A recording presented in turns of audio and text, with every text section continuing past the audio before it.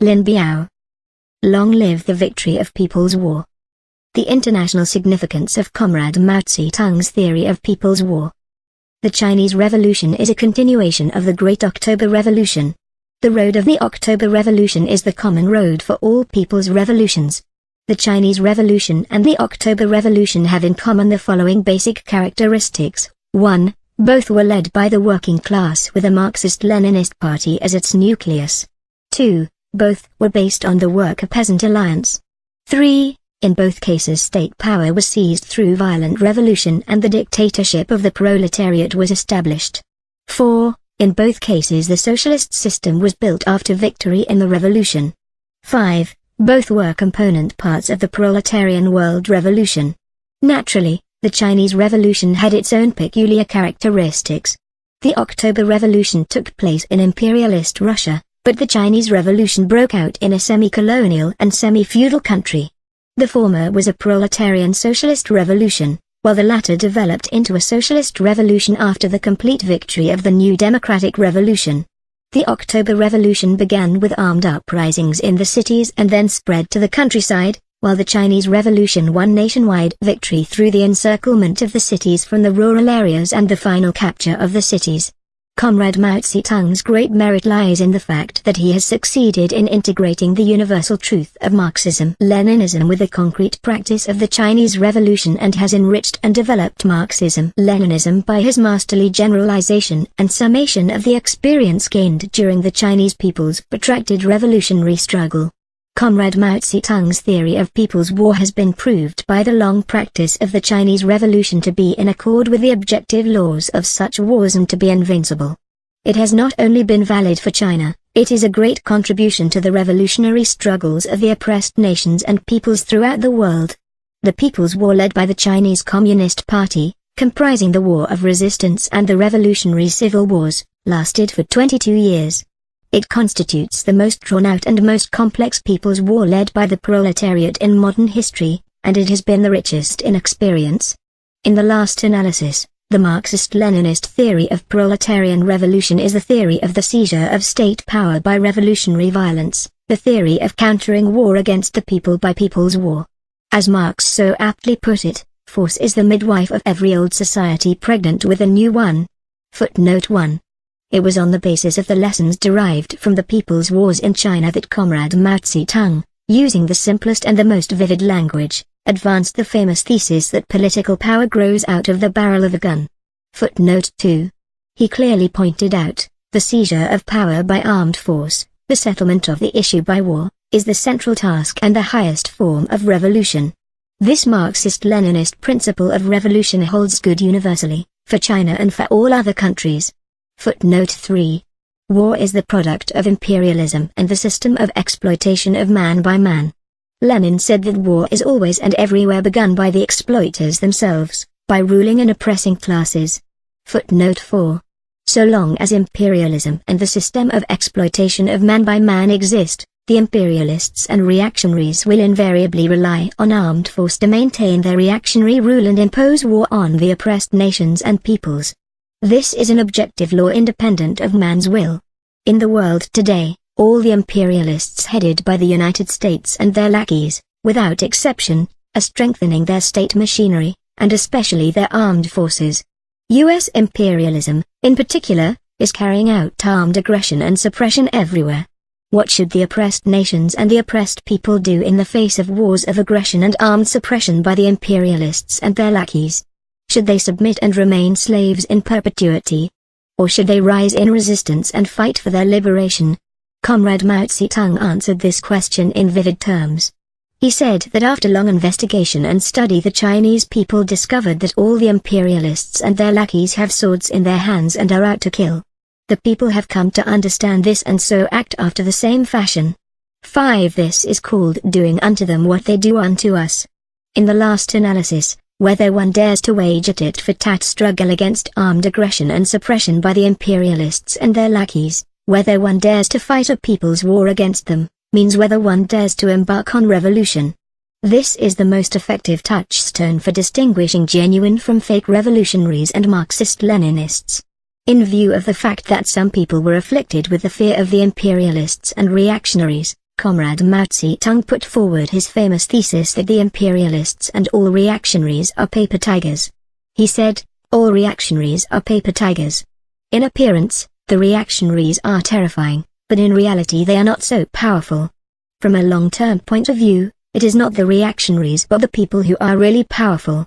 6. The history of the People's War in China and other countries provides conclusive evidence that the growth of the people's revolutionary forces from weak and small beginnings into strong and large forces is a universal law of development of People's War.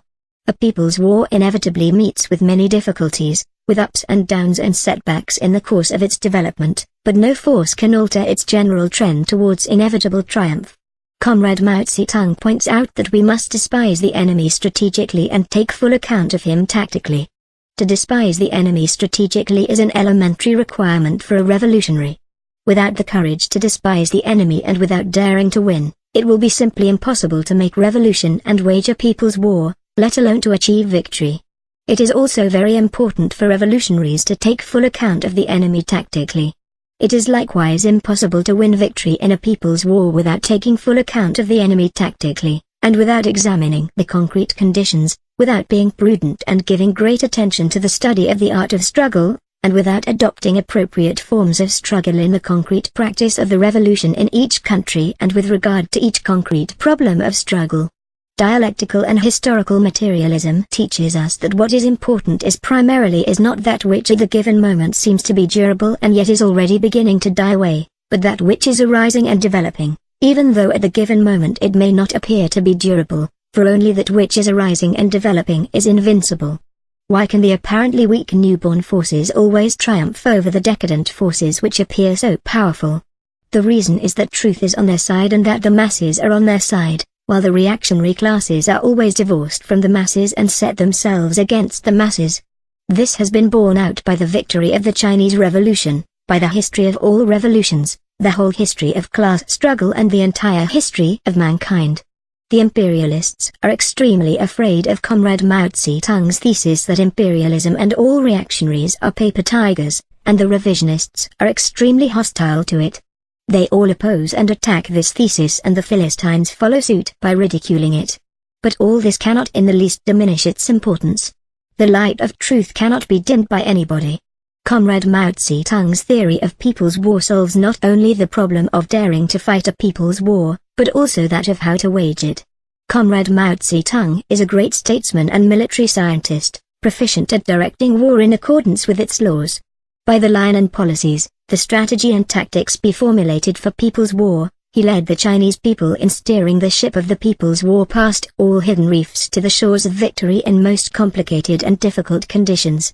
It must be emphasized that Comrade Mao-Tse Tung's theory of the establishment of rural revolutionary base areas and the encirclement of the cities from the countryside is of outstanding and universal practical importance for the present revolutionary struggles of all the oppressed nations and peoples, and particularly for the revolutionary struggles of the oppressed nations and peoples in Asia, Africa and Latin America against imperialism and its lackeys. Many countries and peoples in Asia, Africa and Latin America are now being subjected to aggression and enslavement on a serious scale by the imperialists headed by the United States and their lackeys. The basic political and economic conditions in many of these countries have many similarities to those that prevailed in old China. As in China, the peasant question is extremely important in these regions. The peasants constitute the main force of the national democratic revolution against the imperialists and their lackeys. In committing aggression against these countries, the imperialists usually begin by seizing the big cities and the main lines of communication, but they are unable to bring the vast countryside completely under their control. The countryside, and the countryside alone, can provide the broad areas in which the revolutionaries can maneuver freely. The countryside, and the countryside alone, can provide the revolutionary bases from which the revolutionaries can go forward to final victory. Precisely for this reason, Comrade Mao-Tse Tung's theory of establishing revolutionary base areas in the rural districts and encircling the cities from the countryside is attracting more and more attention among the people in these regions. Taking the entire globe, if North America and Western Europe can be called the cities of the world, then Asia, Africa and Latin America constitute the rural areas of the world. Since World War II, The proletarian revolutionary movement has for various reasons been temporarily held back in the North American and West European capitalist countries, while the People's Revolutionary Movement in Asia, Africa and Latin America has been growing vigorously. In a sense, the contemporary world revolution also presents a picture of the encirclement of cities by the rural areas. In the final analysis, the whole cause of world revolution hinges on the revolutionary struggles of the Asian, African and Latin American peoples who make up the overwhelming majority of the world's population. The socialist countries should regard it as their internationalist duty to support the people's revolutionary struggles in Asia, Africa and Latin America. The October Revolution opened up a new era in the revolution of the oppressed nations. The victory of the October Revolution built a bridge between the socialist revolution of the proletariat of the West and the national democratic revolution of the colonial and semi-colonial countries of the East. The Chinese Revolution has successfully solved the problem of how to link up the national democratic with the socialist revolution in the colonial and semi-colonial countries. Comrade Mao-Tse has pointed out that, in the epoch since the October Revolution, anti-imperialist revolution in any colonial or semi-colonial country is no longer part of the old bourgeois, or capitalist world revolution, but is part of the new world revolution, the proletariat socialist world revolution. Comrade Mao-Tse has formulated a complete theory of the new democratic revolution. He indicated that this revolution, which is different from all others, can only be, nay must be, a revolution against imperialism, feudalism and bureaucrat capitalism waged by the broad masses of the people under the leadership of the proletariat. This means that the revolution can only be, nay must be, led by the proletariat and the genuinely revolutionary party armed with Marxism-Leninism, and by no other class or party. This means that the revolution embraces in its ranks not only the workers, peasants and the urban petty bourgeoisie, but also the national bourgeoisie and other patriotic and anti-imperialist democrats. This means, finally, that the revolution is directed against imperialism, feudalism and bureaucrat capitalism.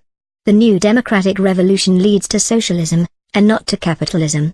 Comrade Mao-Tse theory of the new democratic revolution is the Marxist-Leninist theory of revolution by stages as well as the Marxist-Leninist theory of uninterrupted revolution. Comrade Mao-Tse made a correct distinction between the two revolutionary stages, that is, the national democratic and the socialist revolutions. At the same time he correctly and closely linked the two. The national democratic revolution is the necessary preparation for the socialist revolution, and the socialist revolution is the inevitable sequel to the national democratic revolution. There is no great wall between the two revolutionary stages. But the socialist revolution is only possible after the completion of the national democratic revolution. The more thorough the national democratic revolution, the better the conditions for the socialist revolution. The experience of the Chinese Revolution shows that the tasks of the national democratic revolution can be fulfilled only through long and tortuous struggles. In this stage of revolution, imperialism and its lackeys are the principal enemy.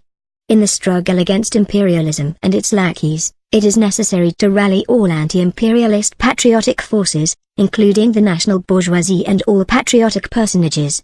All those patriotic personages from among the bourgeoisie and other exploiting classes who join the anti-imperialist struggle play a progressive historical role. They are not tolerated by imperialism but welcomed by the proletariat.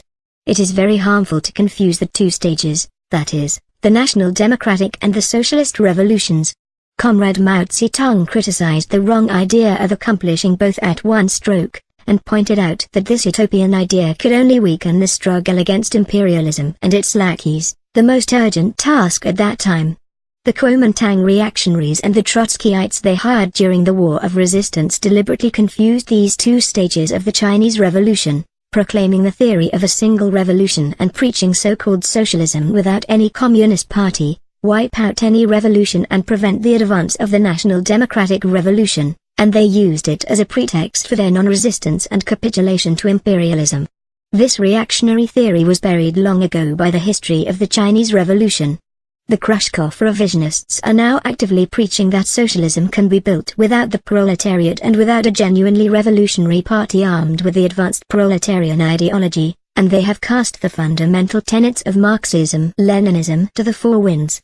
The revisionists' purpose is solely to divert the oppressed nations from their struggle against imperialism and sabotage their national democratic revolution, all in the service of imperialism. The Chinese Revolution provides a successful lesson for making a thoroughgoing national democratic revolution under the leadership of the proletariat. It likewise provides a successful lesson for the timely transition from the national democratic revolution to the socialist revolution under the leadership of the proletariat. Mao-Tse-tung's thought has been the guide to the victory of the Chinese Revolution. It has integrated the universal truth of Marxism-Leninism with the concrete practice of the Chinese Revolution and creatively developed Marxism-Leninism, thus adding new weapons to the arsenal of Marxism-Leninism. Ours is the epoch in which world capitalism and imperialism are heading for their doom and socialism and communism are marching to victory. Comrade Mao-Tse-tung's theory of people's war is not only a product of the Chinese Revolution, but has also the characteristics of our epoch. The new experience gained in the people's revolutionary struggles in various countries since World War II has provided continuous evidence that Mao-Tse-tung's thought is a common asset of the revolutionary people of the whole world. This is the great international significance of the thought of Mao-Tse-tung. Notes. 1. Karl Marx, Capital, English edition, Foreign Languages Publishing House, Moscow, 1954, Volume 1, page 751. 2. Mao-Tse-tung, Problems of War and Strategy, Selected Works, English edition, FLP, Peking, 1965, Volume 2, page 224. 3. Ibid, page 219. 4. V. I. Lenin, The Revolution.